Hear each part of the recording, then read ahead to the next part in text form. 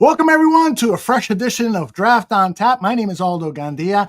Just want to let you know that in 23 hours from now, we'll have already opened up our brand new Christmas present, Caleb Williams. It better be Caleb Williams at this point. But I hope that you will join us here at the Barroom Network. We're going to have 3 hours of draft coverage tomorrow. And then tomorrow morning, I will have a short little program previewing what's going on tomorrow night and also talking to Nick Baumgartner over at the Athletic. He's going to give us a clue as to what the NFC North teams will need. Let me bring in Danny Shimon, who just before we went on live told me he has drafted 170 players. Danny, how are you? Your eyes must be tired. I've scouted 100. You said drafted. I've scouted 170 players. I was counting the numbers of the guys I was going through. No, but this is my time of year. This is my Christmas Eve. Obviously, the draft is the moment that I, all scouts live for, and people like me that we live for. So this is a exciting time. Like I said, within less than 23 hours, we'll have a new face of the franchise here in Chicago, and obviously we have that second pick coming up, number 9, which I'm sure we'll get into later on here in the program. But it's exciting times, and it's we have another terrific show lined up for you guys tonight, and we have a great guest waiting to jump on here real quick. But yeah, definitely just pumped up and excited. And if I talk too fast today, it's because the juices are flowing. It's almost draft night, so excuse my slurring of the words if I do. And and it's also all of the hours that you spent into the night turning that tape, and I've been doing graphics for our shows and so forth. So by the end of this weekend, Danny and I were talking about this. We don't want to have anything to do with football for a little while. We need a break. Training camp, Aldo. There you go. Maybe you'll see me on a beach somewhere, but that's about it. Exactly. Well, one of the things that we've done all season long is bring you some really interesting guests, and the football conversation between Danny and those guests has been fantastic. And that's going to happen again today because I'm going to bring in Matt Waldman of the Rookie Scouting Portfolio. Matt created that. Well, how long ago was that you created it, Matt? This is my 19th year in publication. That is amazing. And how long now have you been over at footballguys.com? I've been at Football Guys since 2009, and the RSP has been around since 2006, and RSP is pretty much my full-time endeavor, and Football Guys is a great organization to be a part of. I've been a senior staff writer since 2009, so I get a little bit of that. I'll get a little bit of that work that I do during the fall, which is nice because it helps me prepare in terms of I scout all year long, but it's fun to look at and very helpful and important to look at NFL talent so that you help inform how you project college talent. That's a vital part of effective scouting, in my opinion. Well, and I want to thank you, Matt, and the rest of the guys over at footballguys.com, where you're still senior editor over there, right? I'm a senior staff writer. Yep, still there. Yeah, senior staff writer. I want to thank you guys because when I first got into fantasy football, I said, I need help, man. And so the first 3 or 4 years that I played, I won a couple of championships, and I owe it really all to you guys. You guys provided so much great information. And I tell everyone who is not involved in fantasy football, you know what? You learn so much about the players in the league, and it becomes, when you turn on the TV on Sunday, it becomes a robust experience because you've got knowledge now of what this guy's strengths are, what this team's strengths are, and so forth. And you don't even have to be on a fantasy football team to enjoy what's written or said or produced about fantasy football. So great job for you, and congratulations on the Rookie Scouting Portfolio. I'm going to turn it over to Danny because I know he's itching to talk prospects with you. Take it away, fellas. All right. Again, Matt, thanks again for joining us tonight. And as I've talked earlier in the beginning of the show here, tomorrow it's the big day, and that's everyone here in Chicago is excited, obviously with the new, presumably the new face of the franchise and Caleb Williams being drafted. So let's just start off right there with the first first pick over there with Caleb Williams. What are your thoughts and your scouting reports on Caleb Williams coming out of USC this year? Well, sure. I think he's probably. I mean, really, there's not going to be much more that I'm going to say on a basic level that everyone else hasn't already said for months or years. I mean, he is, in my opinion, really, and also I know because I also provide scouting reports to his private quarterback coach, Will Hewlett, who I had on my podcast yesterday and put that podcast out where we talked about Caleb. But Caleb is influenced heavily by Aaron Rodgers in terms of the player that he really looked up to and tried to model a lot of his game after. He has some of the physical characteristics that you see of Patrick Mahomes in terms of what we talked about yesterday, which is the T-spine rotation, the ability to turn your hips in a manner where it really opens up the way that you can throw the ball in a variety of scenarios that a lot of athletes cannot. But on top of more than anything, what I've seen with him is that he's a very good pocket player. And there are a lot of people who are polarized on that idea because they see him running around to create plays. But I find that a lot of people in the draft community really don't have a good feel for what good pocket management is. And there are certainly times where Caleb Williams will play a little hero ball when he feels forced to, or he's in situations where he's going to try and push the envelope with his athletic ability because he's succeeded as a younger player. That's happened with players ranging from Matthew Stafford and, Patrick Mahomes to Zach Wilson and Drew Lock. So people often confuse what's the difference between prospects of those heights and those lows. And really, it's about who invites pressure, who also is too inefficient with the way that they move in the pocket, and knowing when to stay in it, when to climb it, when to work outside of it. And Caleb Williams understands how to do those things at a level that maybe the latter guys I mentioned, Wilson and Locke, didn't always do very well. So you may have seen some of the downturn of production in his season last year. But really, my philosophy when you scout talent is about, does the player show physically, mentally, conceptually, and technically the ability to integrate all those skill sets to create positive plays, or at least put their teammates in position to make positive plays? And that takes production out of the really out of the fact as a factor. And that should be taken out in certain ways as a factor when you're just scouting skills, because you want to project to an NFL level. And when you project to the NFL level, his decision making is going to mature. I don't think it's anything that's a major issue long term based on what I've seen in 19 years of looking at quarterbacks. He's going to have some ups and downs in some scenarios that most guys do who lean on their physical skills, but he has enough of the conceptual and technical skills to be a top tier quarterback in this league. He's an instant starter in my eyes. And as long as the Bears don't do what they did in the beginning of their career, of Justin Fields' career, if they don't do what they did at the very beginning of that, I think that his chances of succeeding will be very strong. And I think he's actually a little more childproof than Justin Fields is when it comes to how ownership or coaching might be at risk of following that up in the way that the Bears were in the past with Fields. So yeah, I think that he's the safest quarterback in this draft class. And I even think that if he gets tampered with a little bit, he'll still be okay.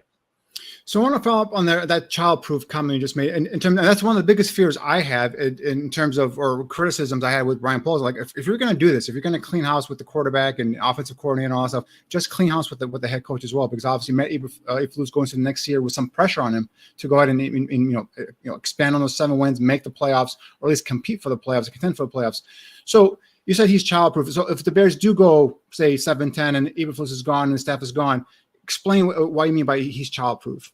Well, what I mean by that is that he's someone that, when you looked at Justin Fields, while I still think that there's hope for him to develop on the right team and have a little bit of a reset year where he can sit and observe and work on aspects of his game that he needs help with, some of those aspects have always been processing speed and being able to read the leverage and act at the right time and not be either a beat late or just not simply see certain types of coverages.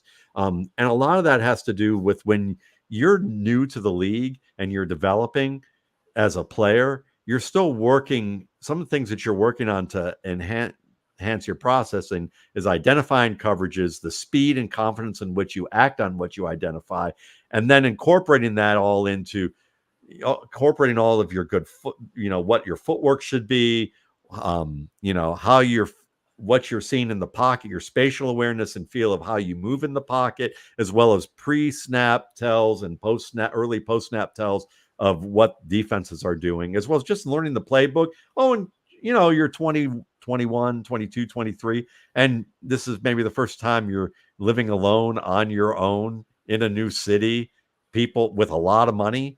And, let's not underestimate that. I see a little gray in your beard. I think the perspective of what you were like at that age compared to where you are now. And so that's a lot of bandwidth. And so all that bandwidth sucks away from how confident you are at processing things. And if your offensive line isn't playing well, your coaches aren't putting you in good situations, and your receivers may not be top notch, then you're in a scenario where you start to regress in areas that you thought you had down, like that footwork, those pre-snap, post-snap tells, ability to remember the playbook.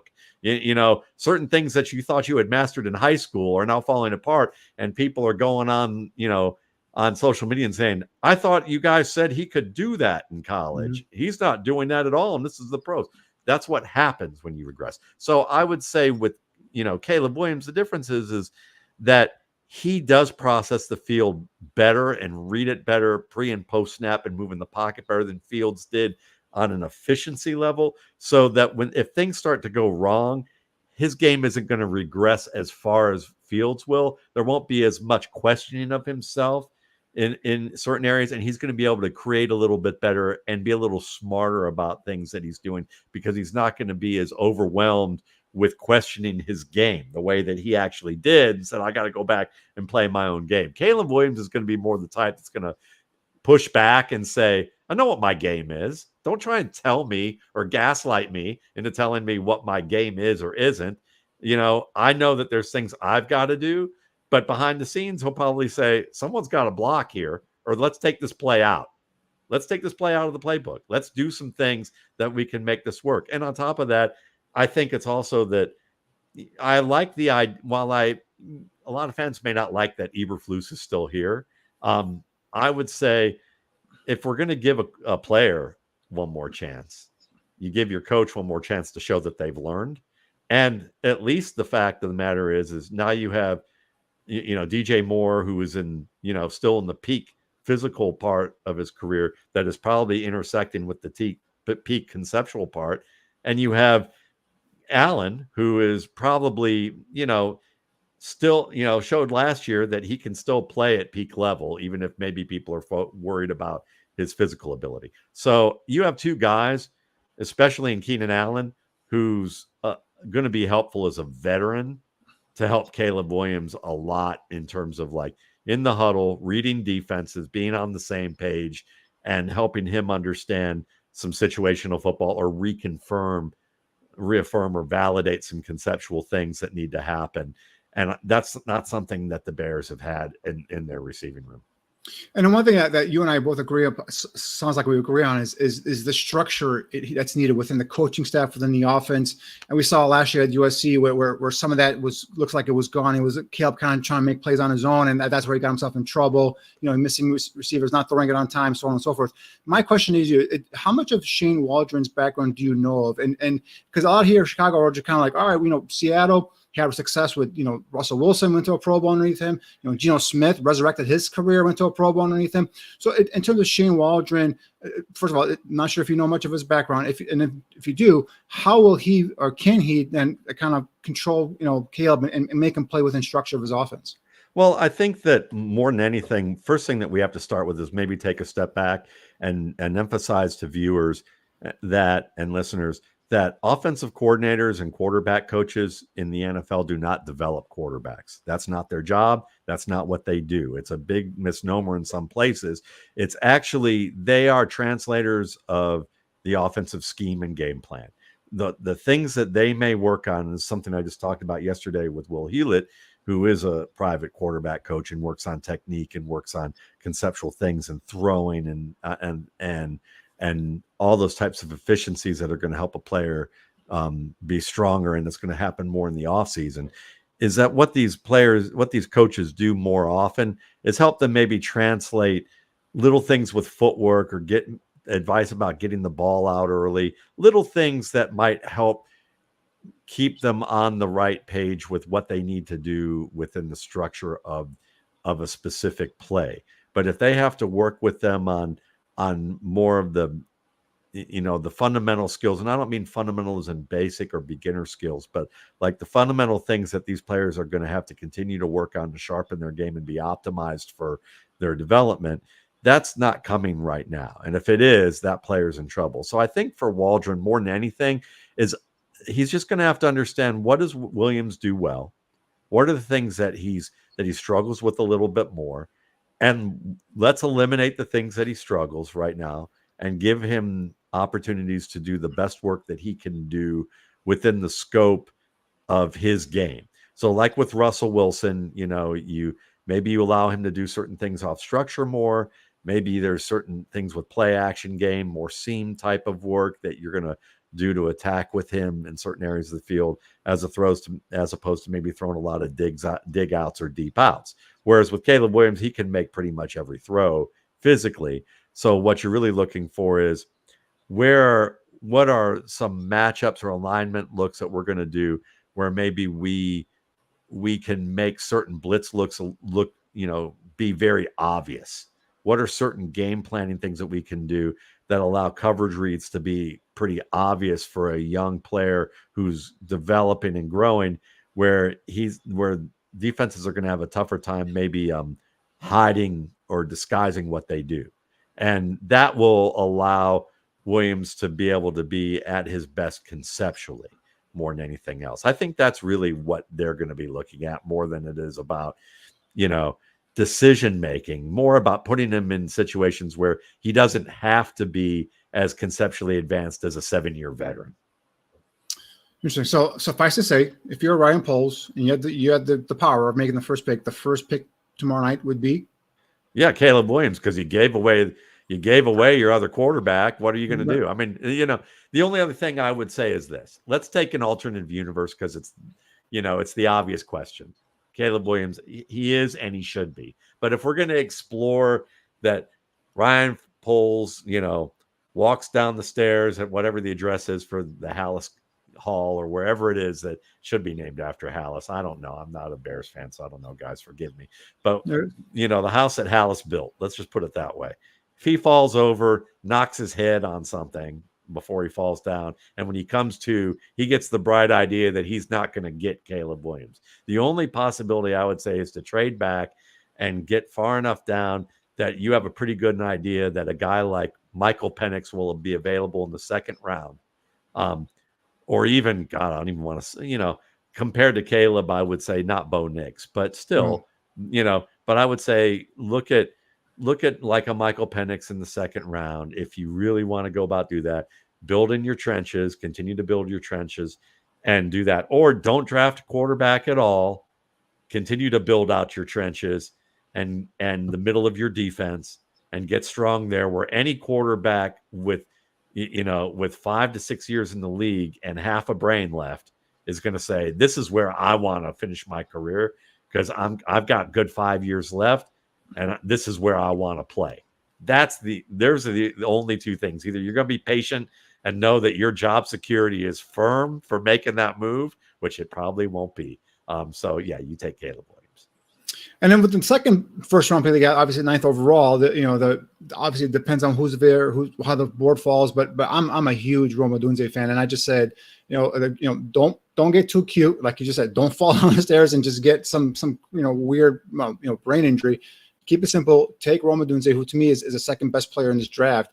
And your thoughts on the receiver from Washington? Sure, he's my second best receiver in this class from my standpoint, and it's not very far away. There's 3 really strong receivers, I think, in this group who would have been number ones in most of the classes we saw, and at least one of the top 3 guys in the past 5 years. I would say that, with apologies to guys like CeeDee Lamb and Jamar Chase, who I certainly would have put up there. Maybe Justin Jefferson in hindsight a little bit, though I had a good grade on him still. But with that said, Odunze fits very well with what the Bears are looking at, because with DJ Moore and Keenan Allen, you have players who are interchangeable at slot and flanker.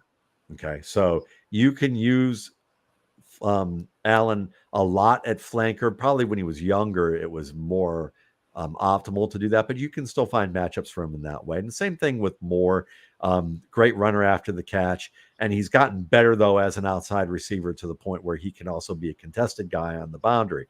But Odunze gives you that really three-position player that you can use at all three spots. And he can sooner than most could probably be interchangeable with the other two options so that you have a receiving core that really generates great matchups that makes it easier for Williams to spot the mismatch and really get the ball out there quickly and efficiently. So, from my standpoint, Odunze reminds me a lot of Davante Adams. He's a better route runner than I think people realize. He has that really good craft of patience and suddenness off the line. Very strong pass catcher, good at adjusting to the ball and earning position so that he's walling off the defender to the ball. We see a lot of guys that people get impressed with who make acrobatic plays. Don't get fooled by the acrobatic plays where guys are leaping and opening their chest and are literally leaning back and doing a backward swan dive to catch a football. That's a great display of athletic ability, but that often means that you were late to track the ball, late to attack the ball, and you've opened your body up in a manner where you're not going to catch that ball probably 6 times out of 10 against defenders. Well, that makes sense. I like to see that someone said that he studies Davante Adams, and they are very similar. It's easy to see when you watch them enough. So that's the type of thing that with Odunze, I think he'd be a very good fit for the Bears because of who they have. He can be put in the easiest positions because you have two veterans who already do the job well, and you're going to maximize what he does early and give him a chance to grow into either one of those roles that you want to put him: flanker, split end, or slot. And he's going to be either a split end or a flanker. Right. I see him line up as an X outside, but yeah, I mean, that's a great comp. Davante Adams is my exact comp as well. And you talked about how Caleb kind of mastered his game around, Aaron Rodgers. You remember those Aaron Rodgers to Davante Adams back shoulder throws? I mean, that's something that I see Caleb and Odunze developing here if they get together here in Chicago. I mean, just in the way he tracks the ball over his shoulder, either side, just natural hands catch. And I love the physicality at the catch point with the Odunze. And that's a lot of things that some of the other guys, other than Marvin Harrison Jr., even with him, I think Odunze is just more a physical at the catch point with the defender coming jerk over him. So, yeah, love that breakdown there of Rome Odunze. So, now is there a player typically with these drafts? Obviously, we know that there's hits and misses in the first round. Is there a player that's not getting a lot of hub or a lot of pub by the the media, but you have scouted, you've seen any position, right? That you think within 3, 4, 5 years you're gonna be like, how did this guy slip out of the first or second round? That's mostly because it's due to behind the scenes types of things. But if I'll give you 3 players and I'll say something about them quickly. Okay. Perfect. I'll say Michael Penix is better than people realize, and I think that there's a lot of subconscious bias against him in some regards. He's better in the middle of the field than people realize. I chart everything in terms of throws that I look at with players, and Penix to me is a tough player in the pocket who can climb efficiently. You don't see a lot. There's not a lot of quarterbacks in this class who climb well. No, he does. He's one of them. Caleb's good too. Caleb's good. Yeah. Caleb definitely can. Caleb and him can climb. McCarthy can. And I'd say that's about it, on a consistent basis.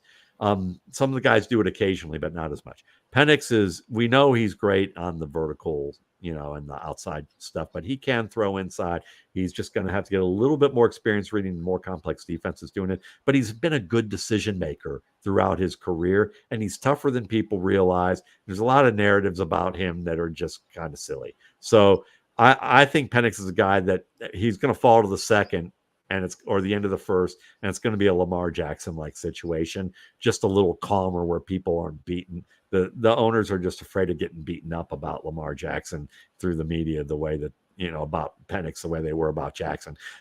I would say receiver-wise, Anais Smith, the reason he's low on boards is he had an ACL tear and he had a DWI that also includes a marijuana possession and a gun charge. The gun charge and marijuana possession aren't big deals in terms of what we're looking at in society. DWI was.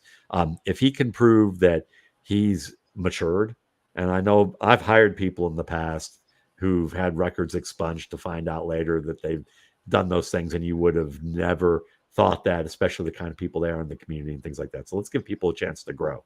On the field, he reminds me a lot of Golden Tate.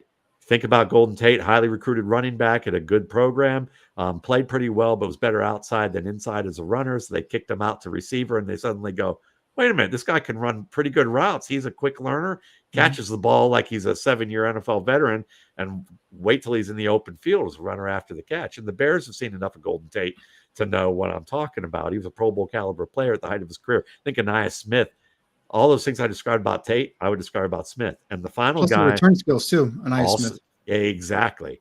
Also, and then on top of that, I would also say that it's a toss up. I mean, I like Jermaine Burton. He reminds me of Robert Woods, and I think he can play all three positions. It's just whether or not the character stuff is for real or whether that's just talk. And so I would say he's probably the one I'll say too. That's the reason why he'd be a little bit lower. But those three guys, I think, will play like first-round options or flash like that until we see things that show why they dropped if the maturity factor isn't there. Yeah, Burton's speed, his ability to take top off defense is something that a lot of teams are gonna get hold of real quickly. And with Penix, going back to him real quick, that ball just explodes out of his hand. I mean, it's the way he spins it really tight. My only thing is the Michigan game. It could be coming back to it, and I just say, all right. He needs to be protected. He's a guy that's going to be back there. And if you have a quick game, if you have an offense that gets rid of the ball with 3-step drop, he can do it for you. Again, those deep shots, the accuracy downfield, some of those throws versus Texas in that CFP playoff game. I mean, those were NFL type throws. So I think Michael Penix is a guy that is going to go. I believe he's going to go in the first round somewhere. So we'll see where it goes. But yeah, great breakdown, great analysis there, Matt. Matt, I got a few questions from the chat. J2K asked, what's your opinion on Byron Murphy, and is he worthy of a top 10 pick? Also, much love to Sir Hugo. Well, I'm glad Sir Hugo's making the rounds here. He's my, for those of you who don't know, he's my rescued box safety who plays a lot like the old Indianapolis short little safety who was really good before injuries took his career. I forgot his name. Bob Sanders. Yeah, he's Bob Sanders incarnate. I would say that for sure. But so thank you. I'll say this. I'm going to just echo Chad Ryder I had on a couple days ago from NFL.com. He's a good friend of mine. And he talked about Byron Murphy being one of his favorite players who he felt like is a spark plug, who can gives you that low center of gravity, who can be in the league for a long time and make some Pro Bowls with the type of skills that he has, even if he isn't an elite athlete in any one singular characteristic. So as you guys know, a lot of you guys may not know, I study 4 positions, and I probably study them at a level on a granular level most don't. But that means that the other guys I don't know much about. I just got lucky there because I just talked to Chad 2 days ago. Very good. Jordan Silvera, one of our analysts here at the Bar Room, asked for your thoughts on JJ McCarthy. Yeah, it's a great question. I thought he was one of the more difficult evaluations that I've had at quarterback in a while. And quarterback's always a difficult position to evaluate. But the reason it was for me were really 3 things. Is that when I looked at Zach Wilson years ago, I did not like him. I thought he was basically a little lower than Baker Mayfield in terms of my scoring. And I thought Mayfield was kind of a Jeff Garcia type prospect, not the next coming of Baker Mayfield, Drew Brees, and Russell Wilson rolled into one that I often heard. So when I got asked by Will Hewlett like 6 months ago, is he Russell Wilson 2.0? And I said, probably more, Zach Wilson 2.0. And I said, JJ McCarthy is probably more Zach Wilson 2.0 if you were to say the next iteration that's improved upon what we saw from Zach Wilson, as opposed to what we saw from him in New York. And it doesn't mean his score is that much higher. The reason being is that Zach Wilson had lows with his processing and decision-making skills and pocket play. He was not a good pocket player. He invited a lot of pressure. He was not pinpoint accurate in areas that you would expect, and he was often 1 to 2 beats late with throwing footballs that were accurate at BYU when you look at box score, but you knew were going to get picked off or cut off by defenders in the NFL, and that's what happened. And that's why you chart and you look through an NFL standard. And a lot of it is about reading leverage, and he just does not read leverage very well at that point. When you look at JJ McCarthy, he has some of those lows, but he also has really strong highs that Wilson did not have. So what that tells you is that he's capable. He sees things well on occasion. There are just certain situations where he does not see them well, or some of the things that he sees, sometimes you wonder if it's a little bit by accident. And I don't think most of what he saw good was by accident, but I would say that he can be situationally challenged when it comes to the black zone and the red zone, where he's either backed up in his own area or deep into his opponent's area. This is a lot similar to Mitchell Trubisky.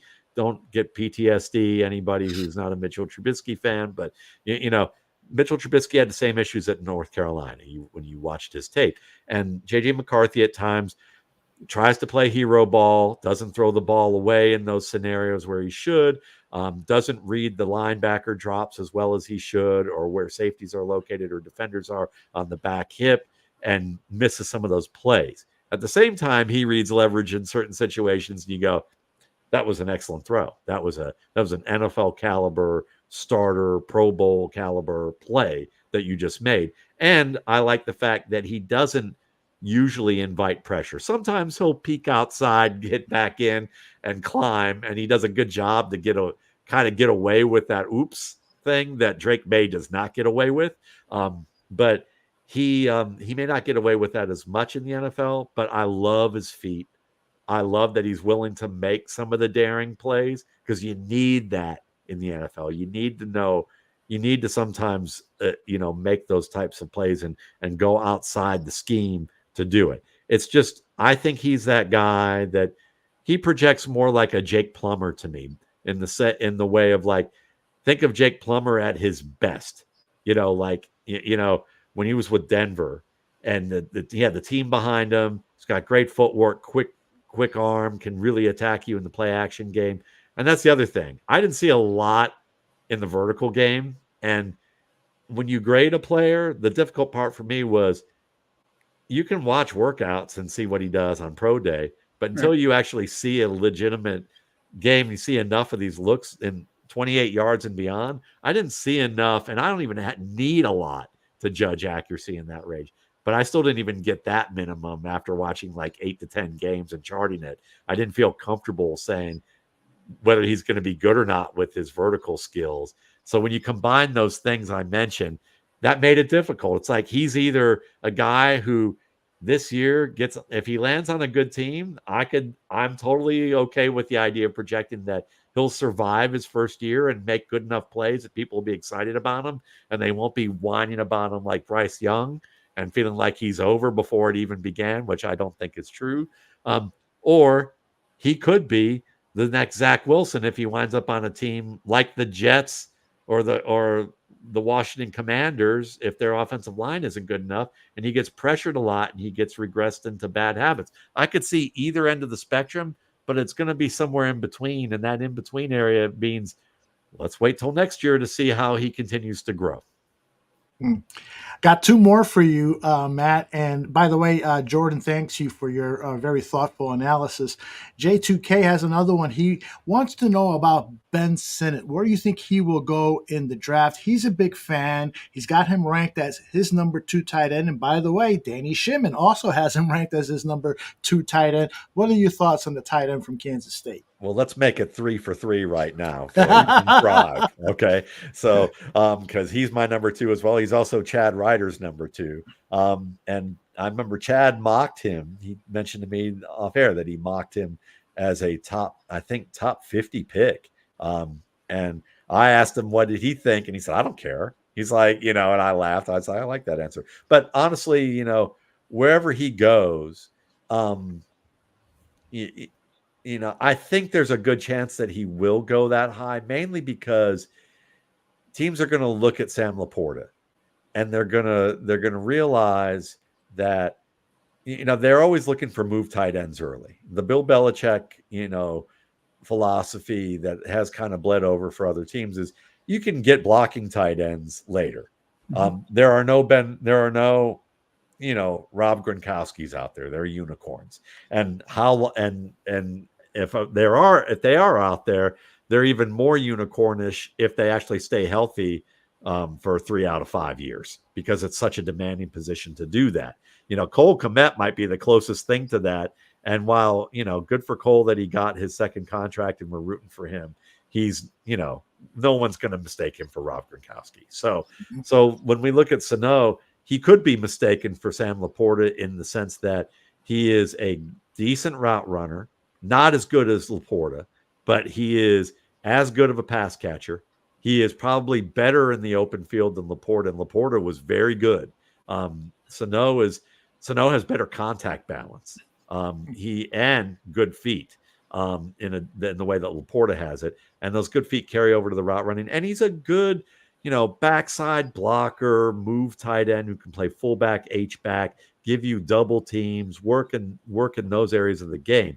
So if you want to use a player in that type of way, I think that he would be an early pick for some teams. I think Miami would do very well to have him.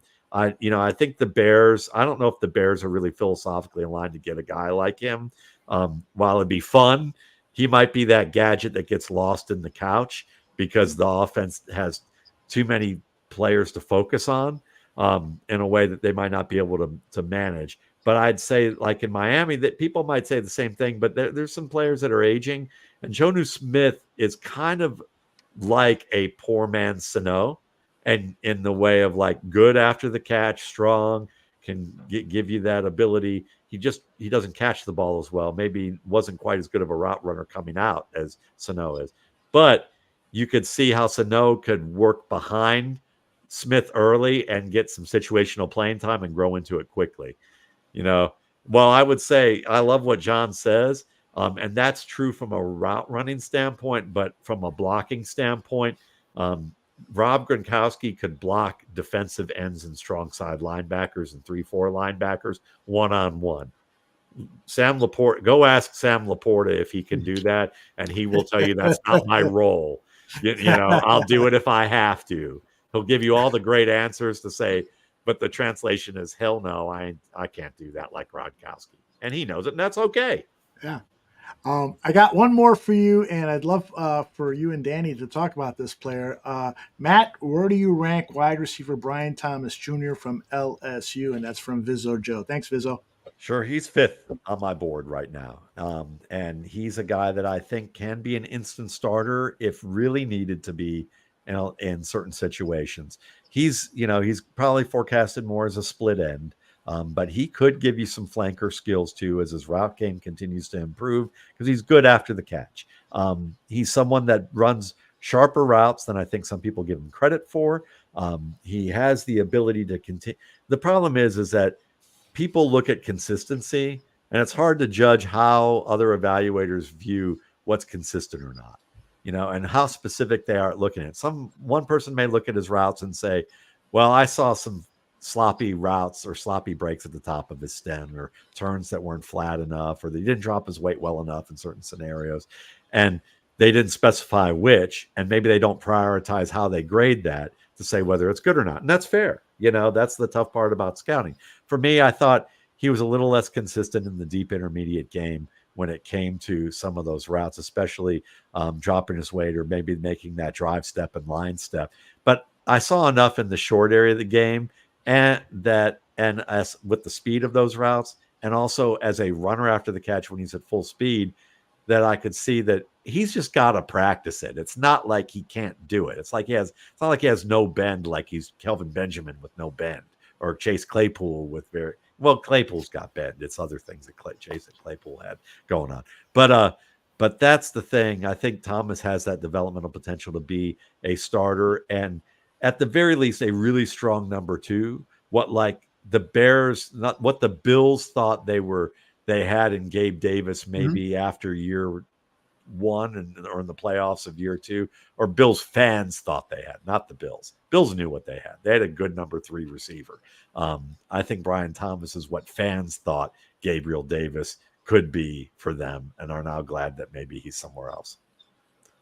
Yeah, for me, he's number 4 right now, receiver as well. And I was jockeying between him and Keon Coleman at 4 and 5. Coleman comes in at 5, and mainly because of, and I love Keon Coleman, but that 4.6 140, which is not what he plays at on tape. I know he plays it more in a 4.5 range, but I just went with that because of Thomas gives you that big play potential.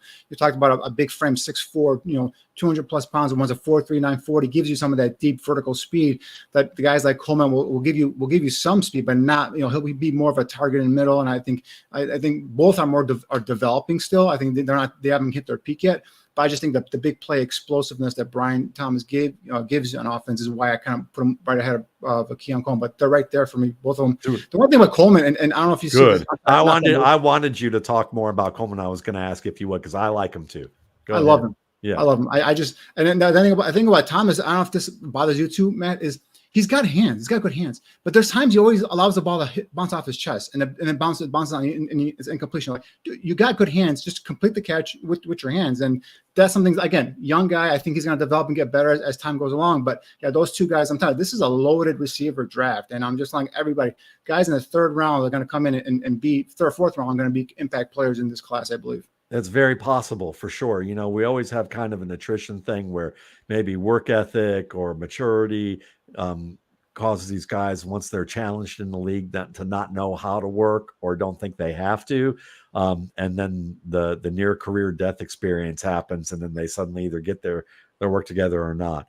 But I love Keon Coleman myself here, and I wanted to talk about him when you mentioned him, because I've been talking about him a lot, Jordan. So whether people like it or not, but I'm glad it's friendly, because I wanted to hear somebody else talk about him who liked him as well. Because to me, I only have him a little bit lower. I think I have him 6 on my board.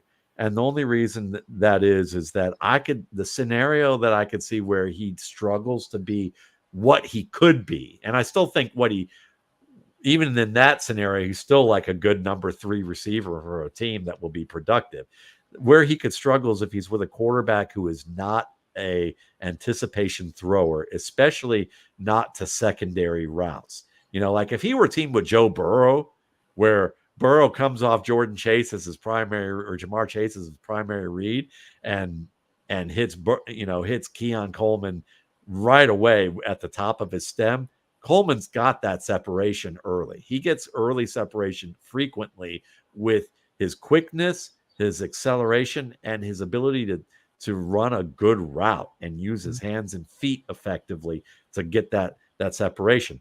The problem comes if he's with a see it, throw it guy who's a beat or 2 late, waiting for college level confirmation for the receiver to be open, which means 2 to 3 steps.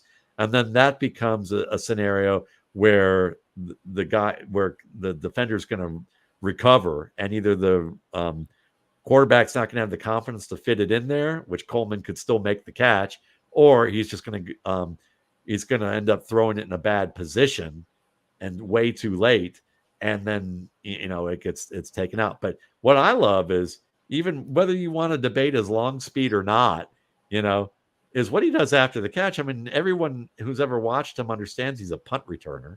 Mm-hmm. And punt returners are efficient. They know how to move. They're fearless. They understand how to use their feet. They're the best players at being able to react to situations in tight traffic and efficiently use their feet.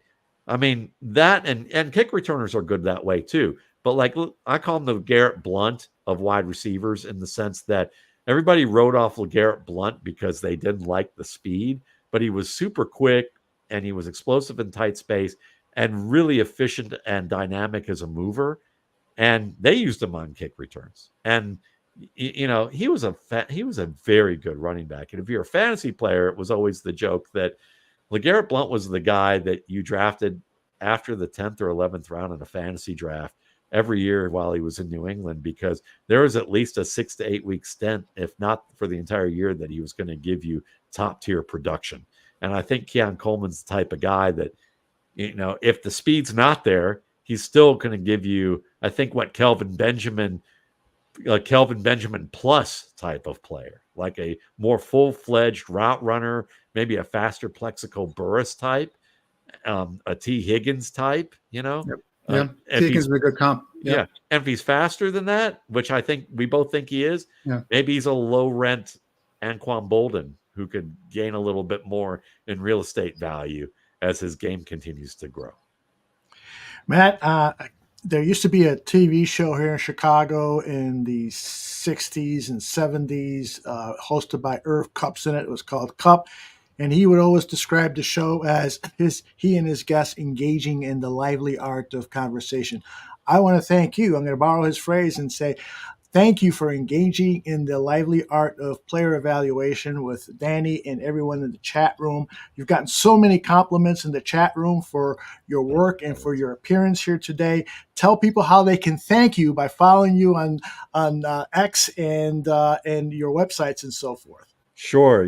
First, if you want to get the rookie scouting portfolio, which again, the 19-year-old publication is one of the two most purchased draft guides by NFL people who are looking to cross-check their work, according to folks like recruiter at Ole Miss, Alex Brown, who was the head of recruiting at SMU, and also, people like Will Hewlett, who, has used my work to get prepped and work with guys like Brock Purdy and Anthony Richardson, and now Caleb Williams, as well as Jordan Travis and other guys that he has in his stable. You can get it at mattwaldman.com. It's $21.95. And you get a pre-draft and a post-draft. Post-draft's more fantasy oriented. Pre-draft has more shelf life, if you ask me. You'll be overloaded with fun information that's kind of choose your own draft adventure. You can find my YouTube channel at Matt Waldman's RSP Film Room, where you'll see channels there for my podcast as well as my film breakdowns. It has, I think, nearly 800 videos at this point, because I've been doing it for a long time. And Nice. Matt Waldman on Twitter or X, whatever you call it. I do a lot of video breakdowns there too, and you see my stuff going on from that standpoint. So, if you liked what you saw, you can do that. And at mattwaldman.com, where you get the publication, I'll just add that I do donate to a good cause. I've donated over $65,000. It'll be over $70,000 this year to Darkness to Light, an organization devoted to preventing sexual abuse of children through educational programs. They've worked with Michigan State and Penn State. They work with individuals, government organizations, community groups on how to help them identify grooming behaviors so that these things don't happen, better hiring practices and training practices, as well as how to deal with the situation when it is reported so they don't compound the trauma of the victims, and they know how to handle it right. And in that way, most importantly to the victims, and also long-term for their organizations, because even though these organizations like Penn State and Michigan State were probably ignorantly thinking that, I don't know what they were thinking, but, long-term, they probably had some logic that they hoped they were doing the right thing on some level when they really weren't, and learned the hard way. So d2l.org is where you can find out more about them. And I donate up to $5,000 to them. And again, thanks for you guys having me on and giving me the opportunity to talk about that. Well, thanks for your player evaluation, and especially for sharing that information about the charity work and that great organization that you're working with. Matt, we'll be following your work, and maybe down the line, post-draft, we'll have you on a future show so that you can hopefully give the Bears draft an A+, okay? That sounds fun. Good luck tomorrow. May Ryan Foles get some good sleep and not trip and fall, and enjoy getting yourselves an excellent young quarterback. Thanks, Matt. It was fun. Thank you. Absolutely, Danny. It was a blast, man. Appreciate your work. Thank you. What a great guy. What a great guy. Huh? Talk about detailed, in-depth breakdown. And that's the thing. Talk about charting. That's what we do. We scout tapes. Watch quarterbacks, but you chart the plurals. Are they throwing it to the leverage of the receiver? Are they throwing it behind the receiver? Does it make the receiver work for the ball? That's the things you look at, and it's some of the things that Matt just kind of eloquently kind of put out there and explain to our listeners. That was awesome. Yeah, indeed. Well, one of the things that I truly, truly love about this show is these interviews that you conduct with our guests, and I'm looking to, I'm hoping that we can even expand on that next season when we do the show again, Draft on Tap, if God willing, and and also one of my favorite aspects of the show is the Q&A that you have with our audience. I promised people weeks ago that I was going to collect some of the questions that were in the chat and we didn't have an opportunity to go to. Some of these players we have talked about over the course of our shows. But I thought it would be fun still to revisit those questions and also to answer the questions today as we are less than 24 hours away from draft time. So let me start with the questions that came in today. Let's see. Danny, by the way, Vizzo Joe gives you a great compliment. Danny, you've been awesome, brother. Great work. Cornelius has a very interesting question regarding the backup quarterback situation because, frankly, it's one that I'm a little bit concerned about. I have high expectations for Tyson Bagent, but having a second-year player from a Division 40 school like Bagent it might not be the smartest thing to do in Caleb Williams' rookie season. So Cornelius asks, should the Bears bring in Ryan Tannehill? Cornelius, I think I may have asked this question, or if not you, someone else asked this question previously, and I think Tannehill to me is not a guy that I would want to bring in, and this is the reason why. Now he is a good veteran quarterback, and obviously if something happens to your starter, he's a guy you'd be comfortable plugging in and playing there, but. For me, I'm looking for a more of a mentor guy, and I think Tannehill would think that he could still play. I think he would want to go somewhere where he could possibly challenge to be a starter. So I'm not sure where Ryan Tannehill is right now in his career. So I'm not sure if that would work out, that guy per se. But I do think you should bring a veteran guy that It's funny because Nate Peterman always stuck around here, right? And then then I find out that Nate Peterman was actually working out with Caleb Williams down in Florida. I'm like, oh, perfect. You'll bring in Nate Peterman as his vet guy. And then all of a sudden Nate Peterman signs with the Saints. So he's not an option anymore. So I threw this around a couple of times and I said, could there be another veteran quarterback on the market that could come free after the draft? Sure, that could be a possibility there. But the other thing is the Thomas Brown rule. I mean, the passing game coordinator. I think this is a position that the Bears created new for him. I don't recall them having a passing game coordinator in previous coaching cycles. So this is something that I think he's a guy that's going to play a role here with kind of being the sounding board and kind of being that go-to guy for Caleb Williams. Now I know Thomas Brown hasn't played quarterback, but I think he's, being in this system, being with Sean McVay, obviously the Shane Waldron system is going to be similar to McVay's system. I think that's going to be the sounding board. But I would also keep an eye out and see what happens post-draft. Like I mentioned multiple times, there's going to be another wave of free agency guys. Once the draft is done with, once they brought in their unsigned free agents, so on and so forth, teams going to go through and see, all right, who's on our salary, on our team, on our roster that we can kind of dump his salary. And I think you'll see a lot of June 1st cuts. And if a veteran does come free, I wouldn't put it past Ryan Poles and company to go and bring him in and be that tutor or that sounding board for Caleb Williams. Brandon adds to that, so he concurs with your opinion, but he asked about Blaine Gabbert.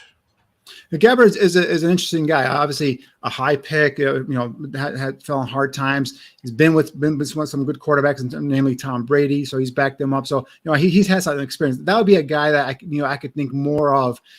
Probably be more willing to come in here and be that veteran kind of sounding board and kind of mentor for Caleb Williams. So that's a good name there, Brandon. But I would think Blaine Gabbert probably be a better option than say a Ryan Tannehill. I think Tannehill is kind of still out there saying, hey, listen, I can still play in this league. And I think Gabbert's kind of accepted his role and he knows that what he is right now. Yeah, and I agree with Vince here. The Bears, all indications point to the fact that they really, really love Tyson Bagent and his potential. And this and this veteran wouldn't be that number 2 quarterback. It would be like a number 3 quarterback, kind of like the practice squad guy, that guy's in the room that kind of gives him that leadership and all that stuff. And I think Bagent, I've heard good things about him. I think I've heard somewhere he put on like 20 pounds of muscle. He's got bulked up a little bit, got a little stronger. So I mean, obviously that was one of the things with him last year when he came out, was his inability actually to get the ball deep and accurately. I think that's something he's going to work on as well. So yeah, I think Bajan as the backup is suffice. If he needs to step in, I think he could play. But we're just talking about like a veteran in the room to be like a sounding board for two basically, first and second year players. Yeah, and I've got a Ryan Tannehill bias, and I know this is very superficial, but when he was on Hard Knocks, they started talking about where the sun rises, and he didn't know that if it rose in the east. That was Jared Goff. Was that Jared Goff? Oh, that's why I hate him too. Take that down, Burr. Jared Goff, who didn't know that where the sun rose and where the sun. Oh my God, I confused those two. They're both bad quarterbacks, but he went to Cal. Like, how does this guy go to Cal and not know where the sun rose and stuff? Unbelievable. Unbelievable. All right, let's get to another one here. Travis asked Danny if two of the top wideouts are still on the board. Are you taking one or are you taking an edge? And you've alluded to this in previous shows and also earlier in this show.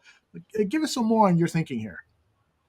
Yeah, for me, guys, it's Marvin Harrison number one and Roman Odunze number two. If either one of those two guys are available, I'm going receiver. If it's Malik Neighbors and say an edge guy, I'm seeing if I can trade down. If I can't trade down, if I'm stuck there, I'm taking the best offensive lineman.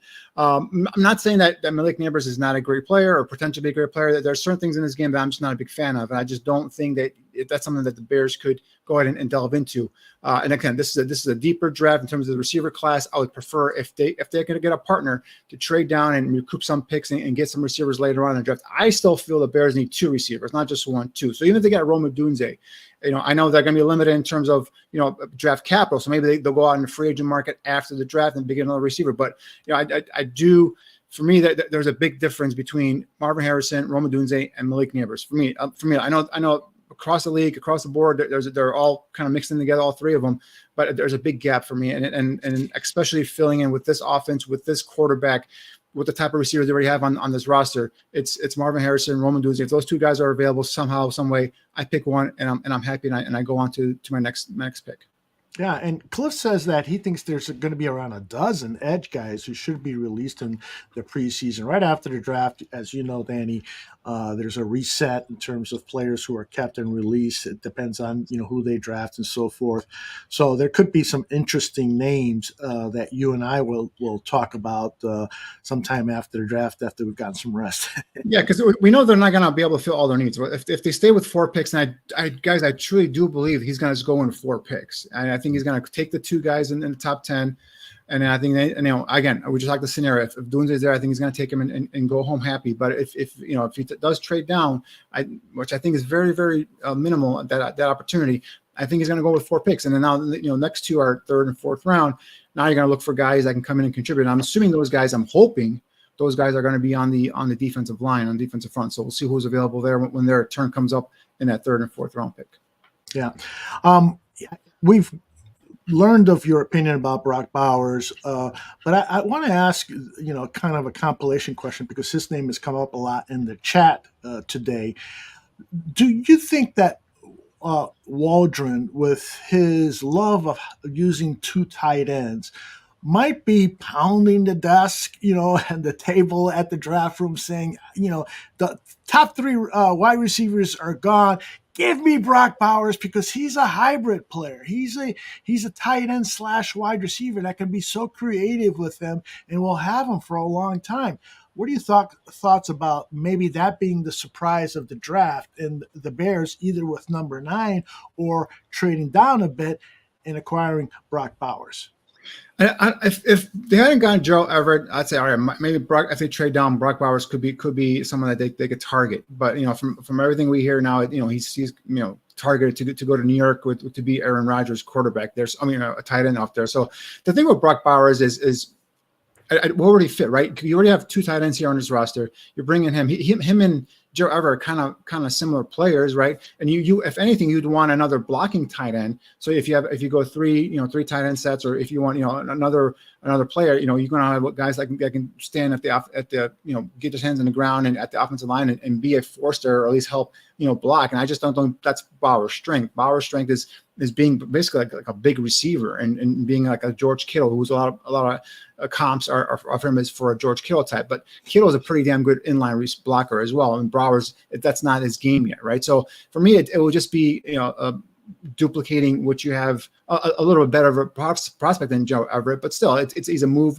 tight end, a guy that's going to be predominantly a pass catcher. I just don't think, and with the needs you have here at receiver, at defense, on defensive line, I just think Brock Bowers is more of a luxury pick than actually, something that you would actually need. So I just don't see that being a fit here for Chicago, at this time. Okay. Cliff has an interesting question here, is talking about blue chip players. Who are in your mind, who are the 7, 8, 9, whatever blue chip players that you have in this draft? Guys that no matter, where you're picking or what you have already on the roster, you're saying to yourself, gotta get him. This guy's a blue chip player. We'll add depth to that position. Who was it that said recently? I forgot. The general manager of the some team. He said, I was recalling the story about Aaron Donald, and he was drafted by Snead. Les Snead, I think is his name, the general manager of the Rams back in 2013-14. And he said, we want to make the strong part of our team, which at the time they had Robert Quinn and Chris Long and Brock Bowers on the defensive line. He said, we want to make the strong even stronger, which is why they selected Aaron Donald. And then I started crying because the Bears had the next pick and I wanted Donald. So who are your blue chip players that you say, all right, the guy's available. This is an easy pick. Well, for me, if we can go position by position, or we can just go, top of my top 100. But like Marvin Harrison Jr. and Rome Odunze after me are blue chip players. Joe Alt, offensive lineman, blue chip player. I believe J.C. Latham and I believe Fuanga will be blue chip players as well. But when it's all said and done, in terms of defensive players, I think Jared Verse Edge is going to be a blue chip player. I like Dallas Turner's potential. He's a first rounder, but I don't know if he's going to be. He's got potential to be a blue chip player. And Leatu, he's a guy that to me I absolutely love. But right now he's just a one trick pony, right? And he's a terrific pass rusher. He's going to be a guy who's going to be going after the quarterback. Is he going to be a full complement of defensive end? He's going to be considered a blue chip player. Those are some of my guys. Let's see, corner. I think Quinion Mitchell is a blue chip player. I think Terran Arnold from Alabama is a blue chip player. So there's a number of these guys that are going up and down the roster here. But these are some of the names. I think Byron Murphy from Texas. I think he's got an opportunity to be a blue chip player. I think he's going to be a better interior pass rusher, a guy that gets up into the gaps and penetrates at the next level better than what he did at Texas, where he has to do a lot more two gapping. So for me, it's the receivers and offensive tackles right now, and obviously the couple of quarterbacks with Caleb and Jaden Daniels. I think are blue chip players. Drake May's right on the cusp there as well. There's things I love about Drake May. There's other things that I don't like about Drake May as well. So so some of the guys that are first rounders are not necessarily blue chip players, but they have first round grades. But the ones I just kind of rattled off, those are, in my opinion, my blue chip players. Excellent. And Cliff has asked if you've got a blue chip list. We'll compile those names, Cliff, and hopefully you'll join us tomorrow for our round one draft coverage. I had a meeting with John Buffone, Danny Shimon, and Jordan Silvera just prior to this show, and we've got a fantastic production for you guys, for Bears fans, for even just plain NFL lovers. I think we're going to really deliver a high quality product. So hopefully you'll join us for that. I know there's a lot of podcasters or webcasters out there who are going to be covering day one. I would love it if you would at least taste what we're doing tomorrow, because I think it'll be well worth your time. All right. Some other questions here. Vince says, I'm sure Mr. Shimon. When was the last time you were called Mr. Shimon Day? Well, I don't know, actually. And Matt mentioned I have some grays in my beard, so I know I feel I got to go shave, man. I got to feel like old now. I was surprised he said that. I'm like going, what? I don't see any gray. I'm like, Matt, I go high and tight, man. I'm trying not to get the grays out, man. Tell me about it. No longer works for me. Vince says, I'm sure Mr. Shimon has answered this a million times, but I want another offensive lineman. Is there an offensive lineman or two he'd take above Odunze if both Odunze and his top one or two linemen are there? Beef up that line, says Vince. Wow, I mean that's a good question, Vince. I mean, and there are some players that I love, right? And in terms of offensive line, I love J.C. Latham at right tackle. I love Talis Fuaga at right tackle / right guard from Oregon State. I mean, I think both those guys are maulers. These are guys that you plug and play here at the offensive line, and they can take this offensive line and really solidify it, right? I've talked multiple times. If you take, for example, if you draft a J.C. Latham, plug him in on right tackle, you kick Donald right over to right guard, or vice versa. If you take Fuaga, you keep Donald right at right guard, you kick Fuaga you keep Donald right at right tackle, kick Fuaga into right guard. You got two SOBs that are going to be able to pave the way for the run game moving forward. And so those are I love those guys. But in terms of Rome Odunze, see, again, I'm going to release my top 100. You'll see it tomorrow if you join us for the draft show. See my top 100.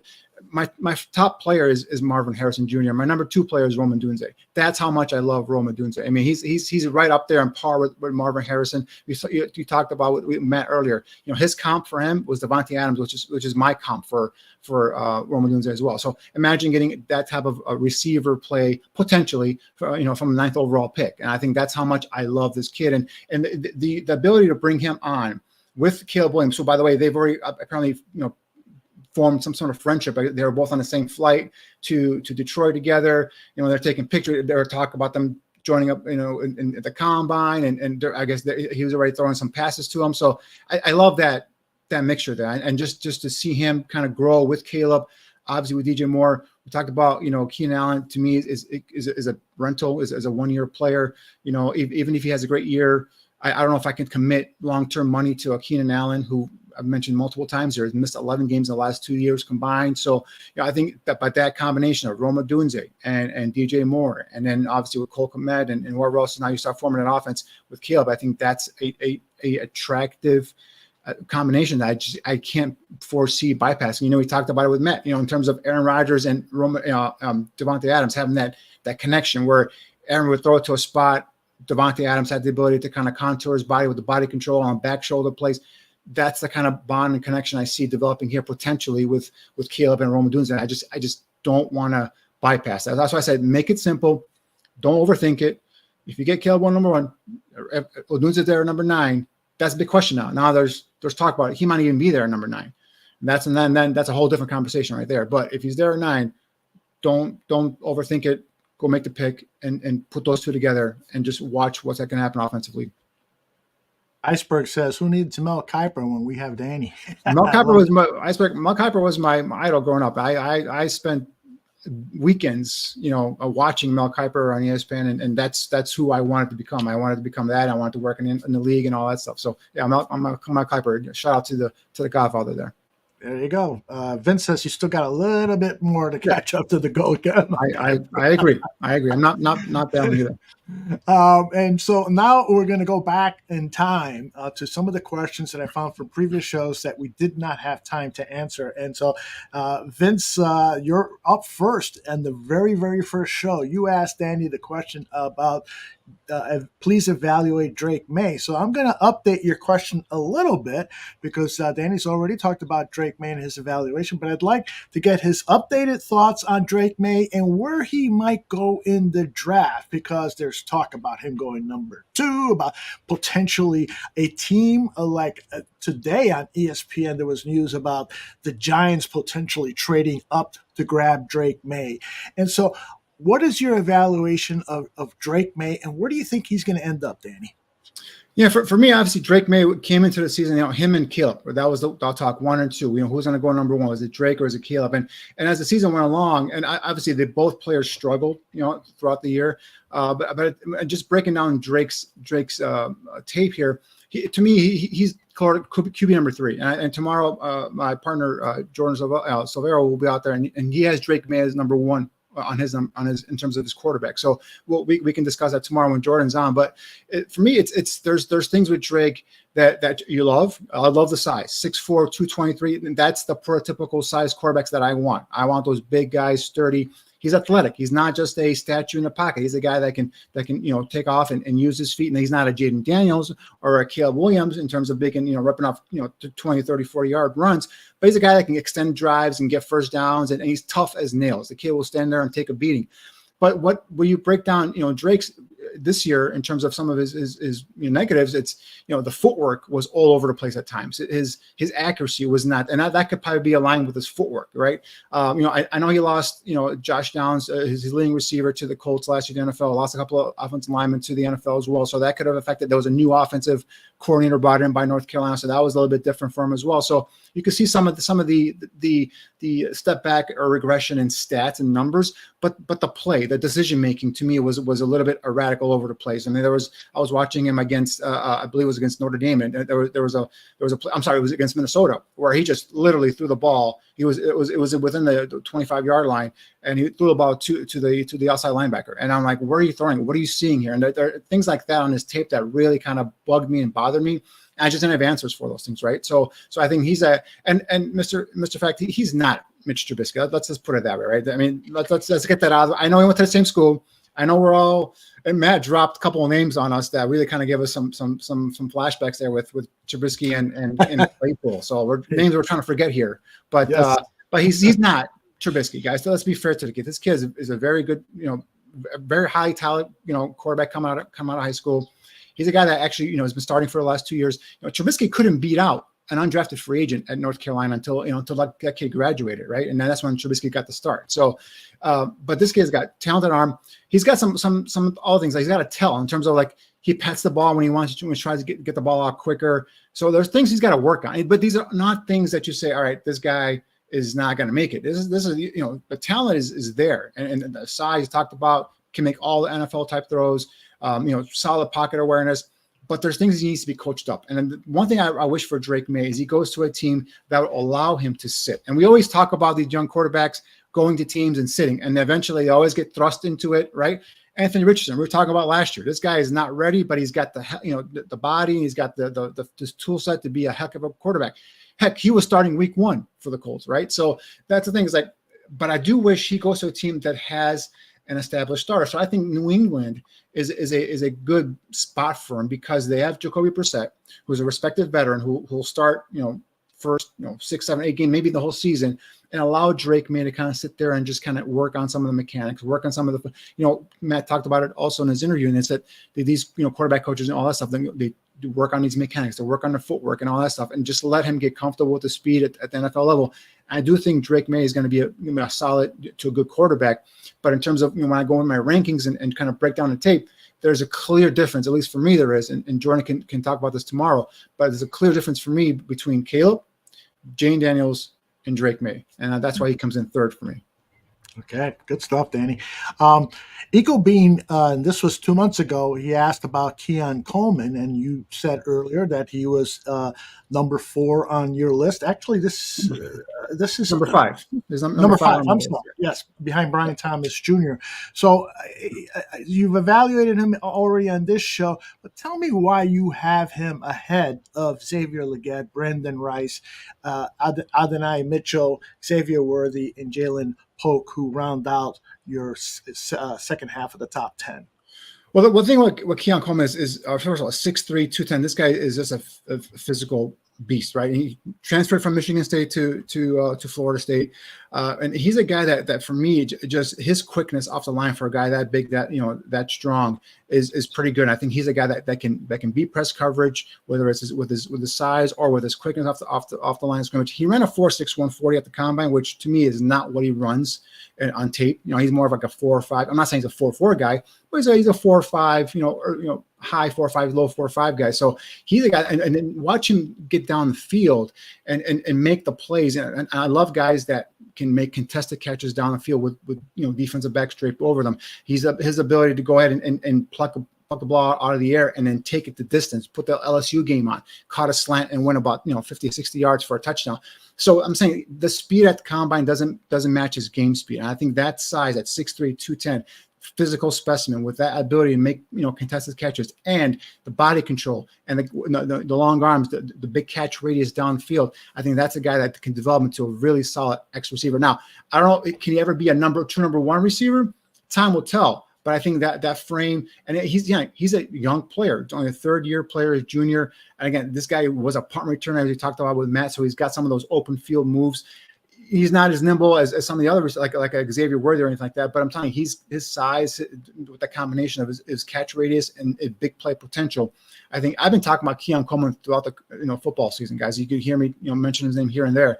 I absolutely love this kid, and like I said, what I was talking to Matt there, just that speed element in terms of Brian Thomas brought some of that bigger play potential downfield threat. While you see it on Keon Coleman's tape, I just want, and right hands by the way, Keon Coleman only 2 drops the entire season, so he's got sure hands as well. So it gives you that. So, but going back to Brian Thomas, a little bit more big play, vertical stretch kind of guy, and then Keon gives you again more of that in between some of the crossers and more of a physical play. Again, a guy catches the ball and turns upfield quickly, uses that physicality to break some tackles and break some, get some yards after contact as well. So absolutely love Keon Coleman. It was very close between him and Brian Thomas for 4 and 5, but I think this guy's going to go. There's a possibility he might go at the bottom of that first round.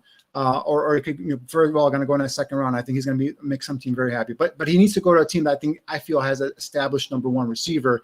If you want a player comp, he's not as big as physical as this guy. But a kid like DK Metcalf in Seattle, that's the type of receiver I could see him eventually, kind of being that kind of role in an offense. A good solid X receiver. DK might be a number 1, but potentially Keon could be number 1, but I see him more as selling in as a nice, good, solid number 2. Months ago, J2K asked about the offensive lineman from Illinois, Isaiah Adams. I do. I leave it to J2K to find these diamonds in the rough here. Exactly. He's very good at that. Yep. I went in. I've done Isaiah Adams, and I have him right here. Let me pull up my scouting report real quick. Sorry about that. Did you have him on your top 10 interior offensive linemen? I do not. I did not have him on my top 10 interior. Nope, I do not, okay. Unfortunately. We'll say that he's number 11 in your top 10. Now I can't seem to find his scouting report. But basically, 6'4", I believe 300 plus pounds. He's a guy that playing at the University of Illinois has played multiple spots. Plays right tackles, play left tackles, play inside a guard. He's a guy that shows good, athletic ability in terms of moving laterally. Obviously, with this scheme, you're going to do a lot of zone blocking. Strength at the point of attack is not his greatest strong suit there. He's got decent size, good length. But again, he's a guy that I think could come in and be a good backup interior offensive lineman. A guy can play multiple positions. I saw him play one game. He's playing left guard. The right tackle gets hurt for Illinois. He swings over to plays right tackle for him as well. So I think gives you that kind of versatility. So initially, I think he comes in. He's going to be a backup and kind of back up multiple positions along the offensive line, get stronger and get developed. But he shows some good promise in terms of athletic ability, in terms of feet. Power's got to, core strength's got to get better. He wasn't as dominating or as powerful at the point of attack that I want to see him at in terms of next level. So, but again, zone blocking, double teams, working with the center hand in hand. I think he did a solid job there as well. So Isaiah Adams is a guy that I think is going to make a roster. But I think he's initially going to be more of that multi-positional backup. Gives you a lot of flexibility there on the offensive line. You don't need your notes, man. You got. I was looking for him. I had him marked here somewhere. Great recall. Another offensive lineman that you were asked about from my buddy Jimmy Kessel, Caden Wallace from Penn State, the big offensive lineman from Penn State. Not a lot of people talk about him. Yeah, he was actually in my top 10 interior linemen, and Kenan Wallace is a guy that came up from Penn State. Obviously, I watched him versus he was on my. Oh, did he make? I thought he was in my top 10. He's on my. Did I put him at tackle? Let me see where I put him at. I thought he was in my top 10. 1 second. Let's see. That's the interior offensive lineman. Oh, he's in my tackles. I'm sorry. He's in my offensive tackles. I apologize. Okay. Yeah. So Kenan Wallace, right tackle for Penn State, a 4-star high school recruit. Has got a track and field background. So he's a 4-year starter at right tackle for Penn State, 40 career starts. So he's got that experience. For me, it's very good overall mass and arm length at 6'5", 314 pounds with 34-inch arms. When I was watching Olu Fashanu at left tackle, it's number 79, Keenan Wallace kept catching my eye. And then I saw him at the East-West Shrine games as well. And I'm like, he really kept him, and in there they kicked him inside the guard. So that's why he could be one of a tweeners and guard / tackles. But I like him at right tackle. Good point of attack strength in the run game. Athletic enough to pull and lead through the hole. Displays his 1.74 10-yard split in overall athleticism when he climbs to that second level and reaches those linebackers. Solid base, balance, and knee bend and pass protection. Shows ability to be able to ride speed rushers wide of the pocket. Good anchor strength and pass pro. And again, I have in my notes here, he really, for me at least, stood out in those East-West Shrine, practices. So, some of the negatives that you might, with Kalen is marginal agility and body control and change of direction. There are times where quickness and speed guys can really kind of stress him out. Pad level rises, more as he gets fatigued later on in the games. I saw a couple of times where on his games where, fourth quarter, he's starting to kind of have those mental lapses where his pad levels elevate, he loses leverage, and he gets beat. So things like that. You can have to kind of coach him up and just make sure you're on the kid there. Can have trouble sustaining against quicker edge guys or second level players. Technique again deteriorates the further you ask him to get away from the middle of the football field. So that's why I think a lot of teams are seeing him as a guard, right? So was he as a tackle, the further away he gets from the ball, he's kind of, if you put him out on the island, if you will, I think that's where you see some of his weaknesses there, right? So I think that's why a lot of teams want to kick him inside the guard. But yeah, definitely a kid that I think goes day 3 and could come in and could play again multiple spots for you as a backup, but has a shot to be an interior offensive lineman at the next level, possibly even a right tackle. Outstanding. Let's go to a question that was posed by Harry O. He wanted your thoughts on Javian Cohen, the guard out of Miami. I got to tell you, when I talked with Emory Hunt, he was in love with this player. Do you have a similar affection for the guard out of Miami? I don't know if I'm in love with the player, but he's a guy that really is a talented kid. I'm just trying to look through my notes here on Javian Cohen here real quick. Sorry about that. No problem. But definitely a guy as a highly decorated recruit. Let me just see if he did not make your top 10. So yeah, there's no love there. No, he did not make my top 10. So I don't love him that much. But let me just pull up his stats here or his.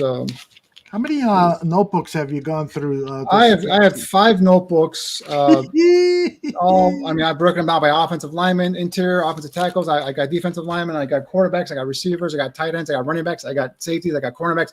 I got notebooks out my ass, guys. Sorry about that. All right. So Javian Cohen, a 4-star high school recruit, 6'4", 324, 34-inch arms. Transfer from I was actually at Alabama, transferred from Alabama in 2023. He's been a 2-year starter for the Crimson Tide there for 25 starts there, left guard. Started all 12 games for Miami here at left guard, so total he's got 37 starts. So he's got some good experience there. For me, this is a guy that very good size and length, displays natural knee bend, plays with balance, has enough strength to hold his ground, can lean and seal when he has an angle and can out-leverage defenders. Surprisingly effective pulling and working to the second level for a guy 300-plus pounds. Solid grip strength once he locks in, get game, set, match, it's over.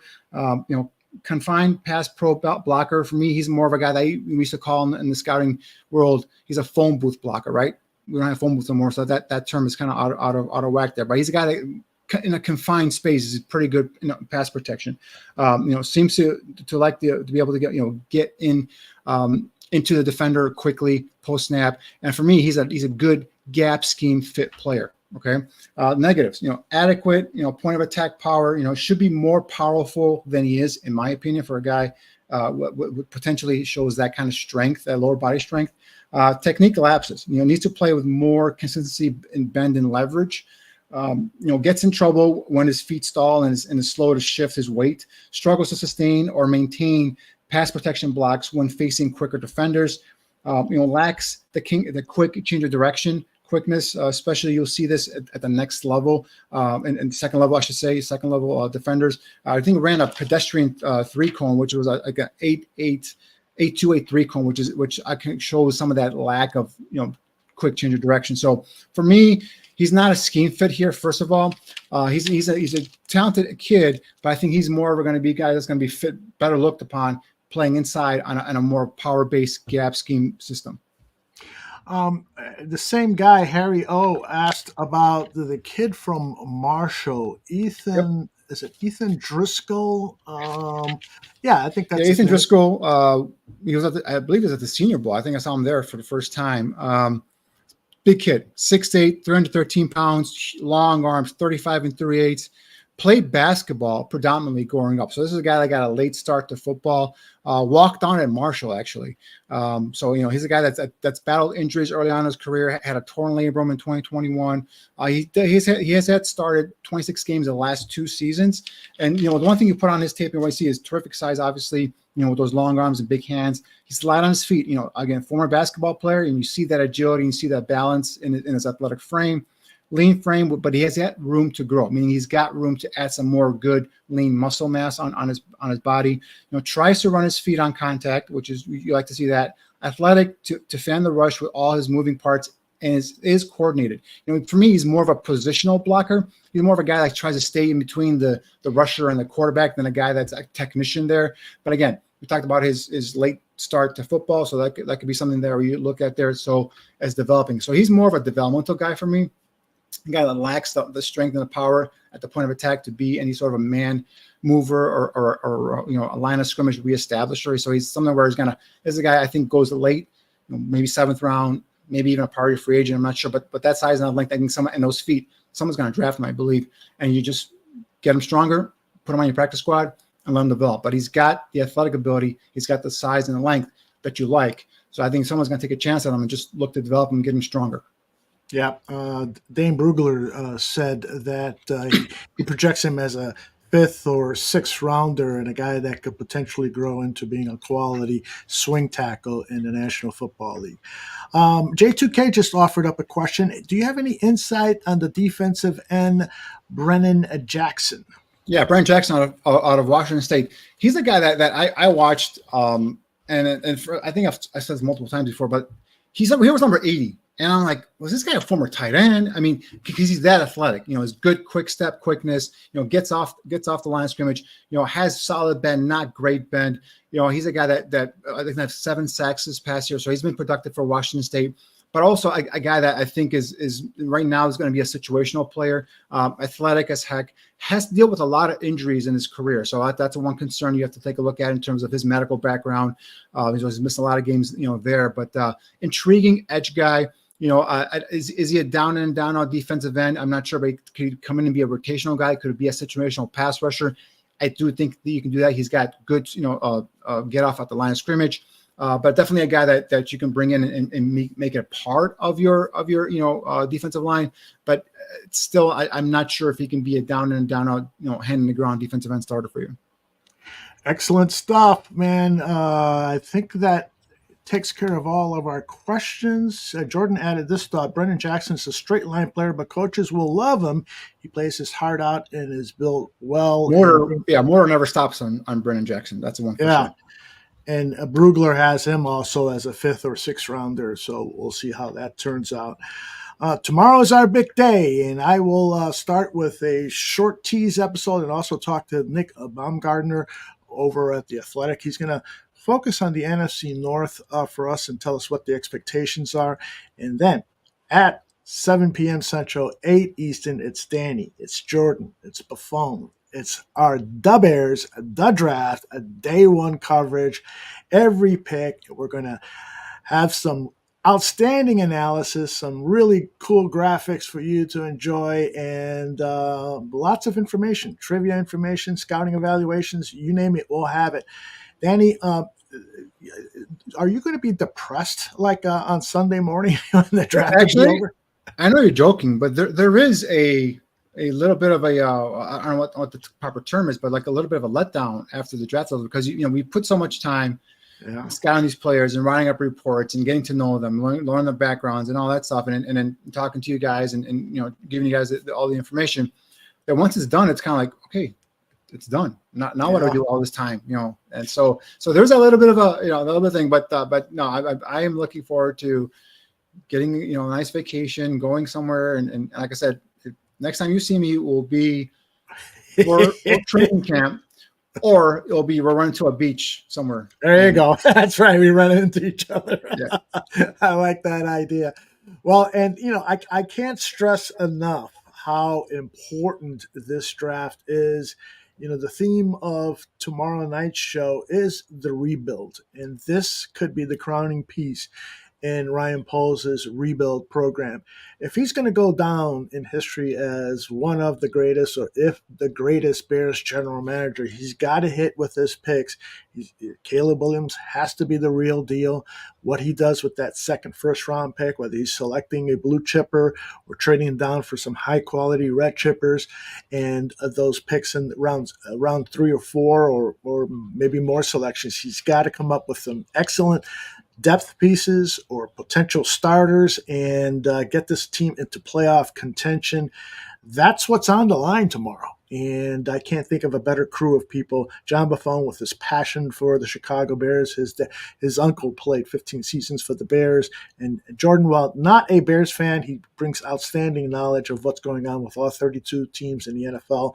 And Danny and I really appreciate his scouting analysis. And of course, the burgeoning next Mel Kiper Jr., Danny Shimon, will be on hand. So that's going to be a lot of fun. Yeah, it's going to be fun tomorrow. It's going to be exciting. I can't wait to see. Obviously, I think we know what happens with Caleb. But the one thing I'm going to stress, guys, and is just keep this in mind. Everyone's talked about Caleb as being this generational talent and all that stuff, and I hate that term. And I've talked about I don't like putting these kind of labels on these young players, but he's going to be a rookie. He's going to come in. There's going to be a typical rookie struggle. So don't expect there to be a automatic CJ Stroud kind of performance. Could he put that out there? Sure. I'm not putting it again. I'm not saying he can't do it, but let's just kind of temper the expectations. I've heard stuff like, will he be the first 4,000-yard passer in Bears history? Will he be the first guy to throw for over 30 touchdowns? Let's let this kid come in. I know he comes in with high expectations, and if you guys haven't seen it, do yourself a favor, watch the Pivot interview that he does with Ryan Clark, and I think you get some more insight in terms of Caleb Williams and the person, right? And some of the stuff that I had been hearing prior to the season, he kind of delves into that kind of stuff and talks about it, and he's a guy that is he's not someone that's going to sit there and just take whatever the Bears give him. Like Matt made a great point there in terms of he's gonna fight back, say, why are we doing this way? If Shane Waldron does something he doesn't like, he's gonna kick back. And I know a big deal was made last year when Justin said, there's a lot of voices inside and the coaches and all that stuff, and Caleb is not going to shy away from that. If there's something that it's not working and he's being thrown under the bus, I think Caleb will come out and speak, and that's something that we as a fan base and the Bears, hopefully as an organization, are ready for. This is a guy that's a deep thinker. He's been living on his own since 18 years old. He has his own apartment and all that stuff. So this is a guy that's prepared himself to be this kind of player. This the first overall. And I just see him as more of a guy he's all business. This guy's going to come in. He's going to be like a mercenary, right? If he wants to win, if the Bears are not doing what he wants or feels that they're doing to be competitive and help him win, I think I could see him just saying, yeah, I'm going somewhere else. So, I mean, that's the kind of guy I think we're getting here. So let's just embrace him. Let's take him in and give him time. Just give him time to be a rookie. And, if he has a 3-interception game, let's not go ahead and bury the kid and just understand he is a rookie, very talented rookie, but he's going to be a rookie. And we just got to kind of, temper some of the expectations that they have placed on this kid. Not us here, but media and on all the other stuff.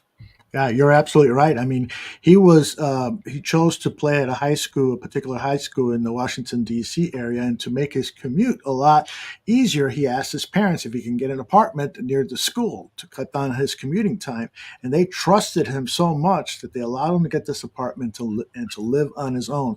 And family is a big deal to him. His father is a very successful businessman, and Caleb would go to see him work and learn leadership skills from his dad, and how to be organized and meticulous in his thinking and so forth.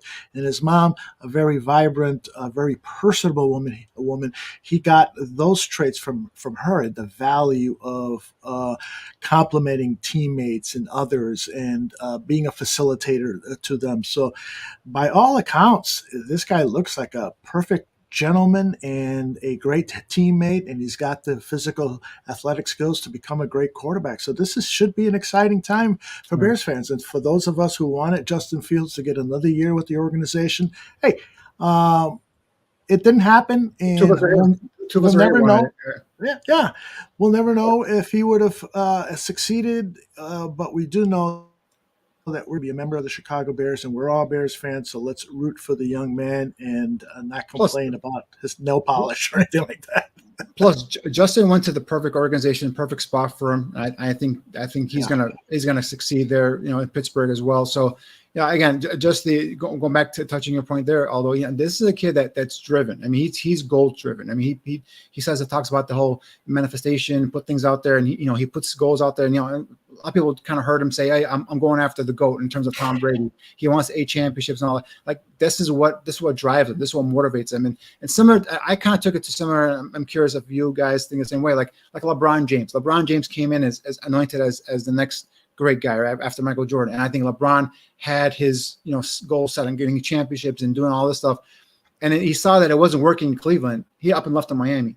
And then from Miami, he went back to Cleveland. And so this is a guy that I think Caleb the same way. I think Caleb is driven by winning championships. I think he's driven by being great. And I think if the Bears are not living up to his expectations, I see him saying, you know what, guys, I'm out of here. This ain't working. So it's a whole different athlete, a whole different player for the Bears. It's something that hopefully Ryan Poles and company doing their due diligence, into his background are ready for. So that's all I'm trying to put out there. But again, he's a rookie, very talented. He's going to have his struggles, but this is a kid that's going to be driven to win. And I think that's something that you have to look forward to. Yeah, I want to echo what Danny just said.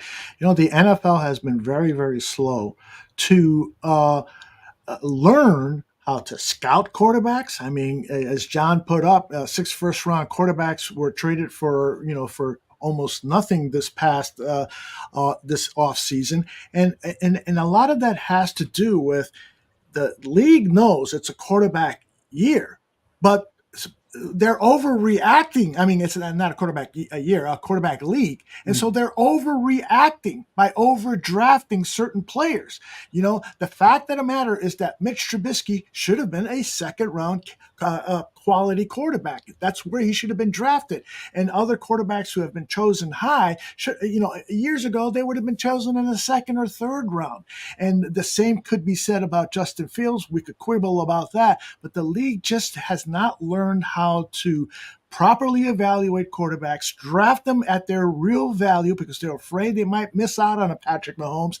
And they've also been very, very slow at grooming these athletic quarterbacks to play in a new style in the NFL. Instead, they're trying to make them the traditional drop-back quarterbacks, and that type of style is not conducive for a lot of these quarterbacks who have been moved around. The other thing it was a great point. Another thing I was also I was talking to somebody and they kind of threw it in there is like there's a lot of new owners, right? And a lot of these owners don't really know football. A lot of these owners are just millionaires, billionaires, and they have the money to buy these teams, and they want to see results. And they're quick to fire coaches within a year or 2 years. Before it was a coach got 3 or 4 years minimum before they were jettisoned out. Now you see 1 year, 2 year firings, because a lot of these owners just want instant gratification, instant success. And what happens when that regime comes in and drafts a quarterback? And then that regime is gone within a year or two. That quarterback hasn't developed yet. And guess what? A new coach comes in like, I don't like this guy. So that quarterback's right behind the 8 ball, and now that quarterback's career is kind of being pushed back. So a lot of these guys, we talk about the class from 2021 with Justin and with Mac Jones and some of those guys. Like I just think those guys are have to find the right spot, get their footing. And I think Justin's in the right spot. Obviously with Mac, he goes to Jacksonville. Is he going to play at all? We'll see. But I think these are guys that get in the right spot and just kind of learn and build and grow with them. We're seeing it a little bit here with Baker Mayfield. How many times was he? Was on his 4th team now, or 5th team? I forgot.